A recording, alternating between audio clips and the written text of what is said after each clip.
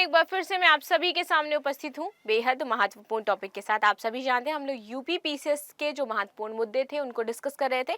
इसी सीरीज में आज हम बात करने वाले हैं उत्तर प्रदेश के जो भी केंद्रीय विद्यालय हैं उनके बारे में, कहाँ कहाँ पर हैं, इंपॉर्टेंट हो जाते हैं हमारे लिए। ये एक जनरल नॉलेज के लिए हम ये नहीं कहेंगे कि ये यूपी पीसीएस में बहुत ज़्यादा इंपॉर्टेंट है, लेकिन जस्ट फॉर अपने यूपी को जानने के लिए इंपॉर्टेंट हो जाता है कि कहाँ कहाँ पर आपके केंद्रीय विश्वविद्यालय स्थित है।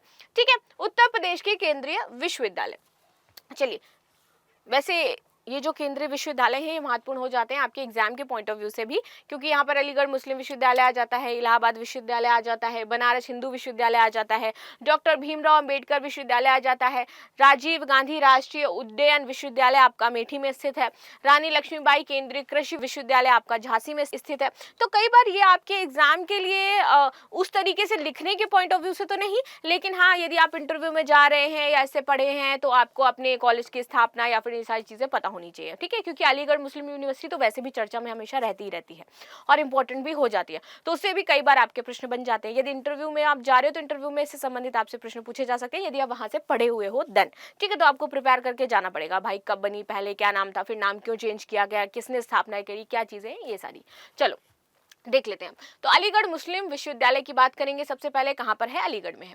इसकी स्थापना सर सैयद अहमद खान ने करी थी। तो इंपॉर्टेंट हो गई एक चीज कि सर सैयद अहमद खान ने करी थी। कब करी थी?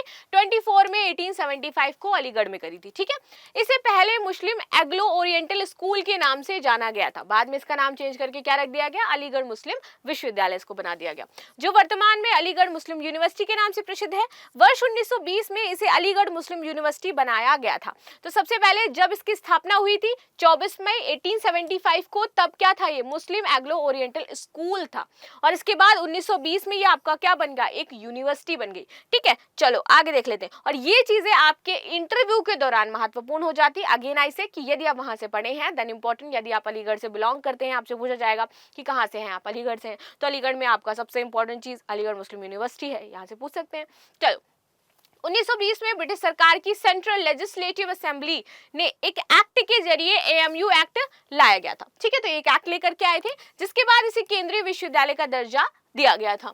1951 में पार्लियामेंट में एएमयू संशोधन एक्ट पास किया गया। इसके जरिए विश्वविद्यालय में गैर मुस्लिमों को पढ़ने की आजादी दे दी गई, क्योंकि पहले क्या था, सिर्फ मुस्लिम ही पढ़ सकते थे, ऐसा था। लेकिन बाद में क्या हुआ, इसमें संशोधन हुआ कि जो गैर मुस्लिम है वो भी यहाँ पर जाकर के पढ़ाई कर सकते हैं। ये देश के 4 केंद्रीय विश्वविद्यालयों में से एक था। इसे पूर्व छात्रों के अभिनेता दिलीप ताहिल, नसीरुद्दीन शाह, इतिहासकार इरफान हबीब और शेख अब्दुल्ला थे। नवीनतम एनआईआरएफ 2024 रैंकिंग के अनुसार जो आपका एएमयू है वो इंजीनियरिंग की श्रेणी पे 33वें स्थान पर आ जाता है। जो रैंकिंग आपकी निकाली जाती है ना नेशनल लेवल पर, तो उसमें आपका इंजीनियरिंग की श्रेणी की यदि बात की जाए तो 38 प्लेस पर आ रहा है, 33 प्लेस पर। इलाहाबाद विश्वविद्यालय प्रयागराज की बात कर लेते हैं।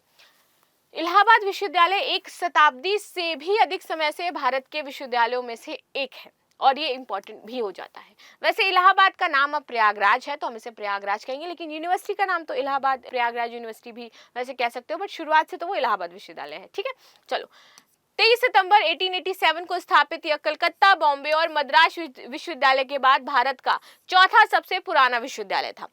एक बड़े केंद्रीय महाविद्यालय की कल्पना करने का श्रेय संयुक्त प्रांत के lieutenant governor sir William Muir को जाता है। इसकी पहली प्रवेश परीक्षा जो है वो मार्च 1889 में आयोजित की गई थी। तो कब हुई थी? 1889 में आयोजित हुई थी, आपको याद रखना है। वर्ष 1904 में भारतीय विश्वविद्यालय अधिनियम पारित किया गया था। इस विश्वविद्यालय को केंद्रीय विश्वविद्यालय का दर्जा 2005 में मिला, एंड दिस इज इंपॉर्टेंट कि इसको दर्जा कब मिला, तो 2005 में इसको दर्जा दिया गया था। इस विश्वविद्यालय को राष्ट्रीय महत्व का संस्थान भी घोषित किया गया था। इसे पूर्व छात्रों में पंडित मदन मोहन मालवीय, पूर्व प्रधानमंत्री चंद्रशेखर, वीपी सिंह, गोविंद वल्लभ पंत और मोतीलाल नेहरू जी थे। इंजीनियरिंग श्रेणी में 201 और मैनेजमेंट श्रेणी में 101 बैंड में इसको रखा गया है, और लगातार 5 वर्षों से ये विश्वविद्यालय जो है वो टॉप 100 में आपका शामिल होता है। बनारस हिंदू विश्वविद्यालय की बात करते हैं, अगेन इंपॉर्टेंट हो जाता है ये आपका। तो काशी हिंदू विश्वविद्यालय यानी कि बीएचयू का नाम देश के उन संस्थानों में लिया जाता है जो अंतरराष्ट्रीय स्तर का प्रतिनिधित्व करते हैं, and which is very important. 150 वर्ष पुराने इस यूनिवर्सिटी में आज भी दाखिला पाने के लिए लाखों की संख्या में आपके उम्मीदवार जो है वो प्रवेश परीक्षा देते हैं। 1360 एकड़ में ये जो यूनिवर्सिटी है वो आपकी फैली हुई है और इतिहास की बड़ी जो रोचक यूनिवर्सिटीज हैं उसमें इनका स्थान आता है।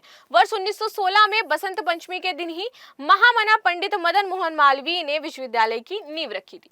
इसकी स्थापना 4 फरवरी 1916 को की गई थी और काशी हिंदू विश्वविद्यालय एशिया का एकमात्र सबसे बड़ा आवासीय विश्वविद्यालय हो जाता है और ये एशिया का है, ये बात आपको याद रखनी है। अच्छा, कितने लोगों को इसके बारे में ये चीज पता थी, मुझे अवश्य कमेंट में बताएं। आगे आ जाते हैं। Pandit Madan Mohan Malviya, doctor Annie Besant और डॉक्टर एस राधाकृष्णन जैसे महान लोगों के संघर्ष की वजह से इतना बड़ा शिक्षा केंद्र आपका स्थापित हो पाया था। इतिहासकार बताते हैं कि काशी हिंदू विश्वविद्यालय की पहली कल्पना दरभंगा नरेश कामेश्वर सिंह ने की थी और वर्ष 1896 में एनी बेसेंट ने सेंट्रल हिंदू स्कूल बनाया था आपका। बनारस हिंदू यूनिवर्सिटी का सपना महामना के साथ इन लोगों ने भी देखा था। वर्ष 1905 में कुंभ मेले के दौरान यह प्रस्ताव लोगों के सामने लाया गया और उस समय सरकार को 1 करोड़ रुपए जमा करने थे इस विश्वविद्यालय को बनाने के लिए और वर्ष 1915 में ये पूरा पैसा उन्होंने जमा कर लिया और देन इसको बनाया। आगे आते हैं। डॉक्टर भीमराव अंबेडकर विश्वविद्यालय लखनऊ की बात करेंगे तो डॉक्टर भीमराव अंबेडकर एक समतावादी और प्रभुत्व समाज की दृष्टि को साकार करने के लिए बाबा साहेब भीमराव अंबेडकर ने बनाया था और इसकी स्थापना हुई थी 10 जनवरी 1996 को। ठीक है। विश्वविद्यालय का अमेठी में एक उपग्रह परिसर भी है और जिसे वर्ष 2016 में आपका स्थापित किया गया था। आगे देखते हैं। डॉक्टर भीमराव अंबेडकर विश्वविद्यालय लखनऊ की लॉ श्रेणी के 10वीं रैंक में 10वीं रैंक जो है वो उसने हासिल करी है लॉ श्रेणी में। BBAU को एक नई राष्ट्रीय रैंकिंग निकाय द्वारा अलग अलग श्रेणियों में स्थान दिया गया है, तो इसकी कई जो श्रेणियां हैं उसमें इसका अलग अलग स्थान यहाँ पर है। राजीव गांधी राष्ट्रीय उड्डयन विश्वविद्यालय अमेठी, इसकी स्थापना कब हुई? 2013 में। ये विमान उद्योग को बढ़ाने के लिए अत्याधुनिक और महत्वपूर्ण शोध प्रदान करने के उद्देश्य से विश्वविद्यालय आपका बनाया गया था। ठीक है। आगे बात कर लेते हैं। नागरिक उड्डयन के क्षेत्र में डिप्लोमा, स्नातक उपाधि और स्नातकोत्तर उपाधि के लिए विश्वविद्यालय को अधिकार प्रदान किया गया है।